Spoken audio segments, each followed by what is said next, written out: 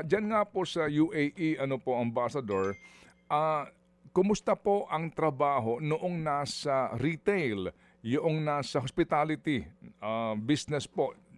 Yun pong ating mga manggagawa din sa Dubai International Airport na pagkarami-rami. Kumusta po sila ngayon so far?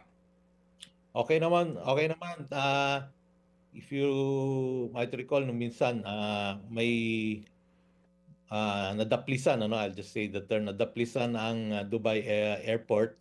Tumigil lang sandali, nag-suspend lang ng operations, pero in a few hours, tumuloy yung flight to Manila, na-delay lang ng tagal-tagal, pero mabilis silang makarecover sa mga ganyan at buti na lang wala na uli mga tinatamaan mga infrastruktura dito.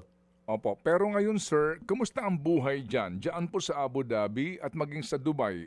As in, nagbubukas ho ba yung mga malls? Nagbubukas ho ba ang mga, ano dyan, ang mga shops dyan at yung mga opisina po na kung saan din po nandun ang ating mga manggagawa?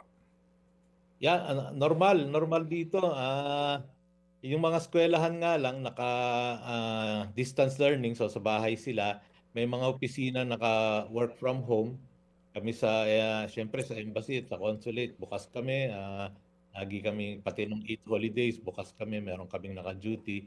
Normal dito, syempre kumukonti lang dahil mabisa din naman yung epektibo rin naman yung kanilang alert system, marireceive ka sa phone mo na text and gives you enough time para to secure yourself, pasok ka sa building, tapos makaka-receive ka rin ng alert pag okay na after a few minutes. Tapos tuloy lang at nabantayan nga rin namin sa mga ibang industriya kung apektado rin yung trabaho ng ating mga kabayan. So far, meron na furlough, meron mga naka-furlough with pay, kalahati, meron mga sinasabihan ng mga amo nila na magantay-antay lang tayo sandali. At meron din magandang batas dito, Ted, yung yung parang yung unemployment insurance na you can avail of up to 3 months kung nawalan ka ng trabaho, up to 60% of your salary. So maraming paraan dito para magantay. Kasi mga ibang Pilipino, wait and see, hinihintay din nila na pagkatapos baka manumbalik sa dating sigla at tuloy ang kanila. Opo. Ano po ang mostly affected, sir? Itong mga naka-furlough na standby ka muna kasi nga na hindi po makapagpatuloy sa trabaho. Anong klaseng trabaho po ito, Ambassador?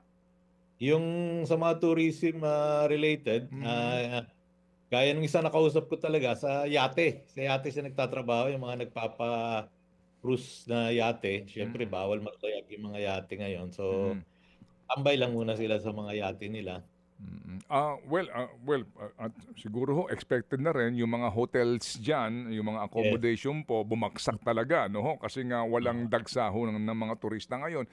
Yung nandoon po sa hospitality side po, kumusta po sila so far? Ano hong feedback sa inyo? Ito ho ba yung may mga furlough o tuloy pa rin po ang kanilang pasok pero may bawas pa sa sweldo? Paano po? Tuloy pa rin naman. Yung marami tayong mga kabayan dyan, hindi pa naman sila, wala pa naman kumbaga massive so ilan wala pang mga the last report I heard nagtatanong lang kung nag-aantay rin sila, pero wala pa yung talagang malawakang mga linelay off of it. Binabantayan. Opo.